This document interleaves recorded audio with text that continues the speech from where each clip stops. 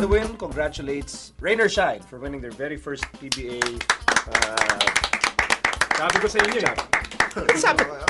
Ano sabi mo sa amin? Sabi mo, they always falter at the end of the I season. didn't say that. Incomplete. Sabi ko, Okay. usually, Okay, sabi ko, based on before, that they usually start out well and then falter sa playoffs. But I said, after I said that, I said, this conference could be different. But and we said that they're for real. Yep. I remember I that. didn't say they weren't for real. Okay. Thanks for They're being, for real. yeah, you're not being too defensive. So, ikaw, Magu, your thoughts? Rain or Shine, champions. You gotta be PBA. nothing but happy for an organization like this na yung pinag-uusapan nga natin, they built their team the right way. Chaira Ibanez, since the beginning, nandiyan dyan. They had their nice draft picks in Gabe Norwood and some of those other guys. And then you come in with a coach who comes in with his Sige lang. with his own guys. Sinama yung mga Belga, Kinyahan, Buenafe, all of those guys plugged in, and then a number 2 overall pick. Talagang they took their time. It wasn't as sweet as they wanted, pero 6 years in the making. You gotta be happy for a team like that. Charles.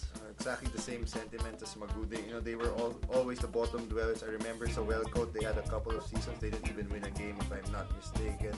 And then you have, Yengya at the start of the season. I remember he said, ewan ko na lang kung hindi pa siya mag-champion this year. So, and he was prophetic in that statement. And, you know, I was watching the game 7. It's really nice to see even T.Y. Tang, one of my favorite players, our good friend, out-rebounding Rafi Rivas. I mean, That was a moment. That was a moment for TY. great. And you know, I'd like to point out also, I saw on my timeline, I think na RT siya. Rain or Shine built this championship team over time, not over money. Not and overnight. star power. They went through the growing pains of Yes. losing. And draft growing picks. together as a group, and I think you really showed the character of this team in the series. Ako, I will give tremendous credit to Coach Yeng Giao because the way he motivates that team, I don't think most coaches can do it that way. I mean, syempre, if you're a coach, you have to be a little bit politically correct. You have to do some compromise. But Coach Yeng, yung style niya is so, it's so original. It's so unique na it's almost old school yung pag-coach niya. Yung kumpiyansa ni Coach Yeng dito sa group na to. They were up 3-1, lost game 5. Then you couldn't, the players themselves, that they were telling me na they didn't hear anything. When they lost game 6, hindi sila sinermonan sa loob ng locker room. Kaya tataka sila, parang kumpiyansa sa atin na ito ni Coach. So parang yung sinasabi ni Coach Yeng during the mga press conference na na-delay lang na isang game, tapos na-delay lang ulit ng isa pang game. He actually really believed that. Yung belief niya dun sa team niya, talagang just wait for it. Dadating at dadating yan. And I think it speaks volumes of the system of coaching, how successful and how much the players have embraced that system. Kasi losing Paulie, a major key to this run. Biggest key. Yeah, and for him not to play the last 3 most important games. And then it's the same way.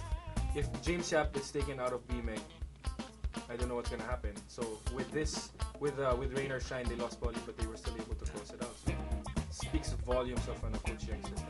And you look at that Rain or Shine lineup. It's strange now that we can say, kayo as an analyst now, it's a deep team. Kasi ang dami nagagamit ni Coach Yeng. But if you look at it on paper, I mean, you won't instinctively say na, this is a, super deep team. Guys like Belgan, Kinyahan, TY, Aranya, parang, because, it's still that That's trainer. a deep team, ha? Pag sinakay mo sa bangka. Belga. Lubog yun. Huwag mo lolokohin si Bo. Friend ko yun. Yan. Friend ko yun. Takot kay Bo. Kasi right before the game, nagkasalubong kami. Salubong kami ni Bo. So ako, I normally, if I come across players, I'll always say, regardless of what. Hindi ka rin tumitingin eh. Hindi, tumingin ako. Sabi ko, Bo, good luck. Firm handshake, di ba? Hindi niya binitawan. Tapos tinignan niya ako. Nga pala, ikaw yung mga sinusulat mong vlog, ha? Sabi niya talaga. Oh! And then life flashed before my eyes. Ganun pala yung near-death experience, no? Dun sa labas ng sa Araneta. Okay, but okay kami. Ganito kami ni Bo. Ganyan kami.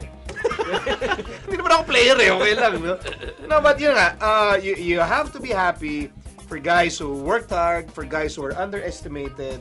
They went up against, a championship caliber team in BMEG. Kulang sila. And they won. They still won. They squandered 2 chances. You could have said, okay na, subukon na kayo. 3-1. You lost it. Naging 3-3.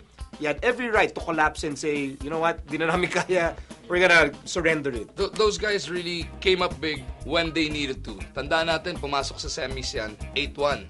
They lost, 3 games in that semifinal until yung last game na BMEC din yung kalaban to make it to the finals. Yun parang pag kailangan na when their backs were against the wall, they really came out and played their best basketball. So, congratulations, rain or shine for the win. Congratulates the franchise. First PBA championship and Bo. Bogji tayo.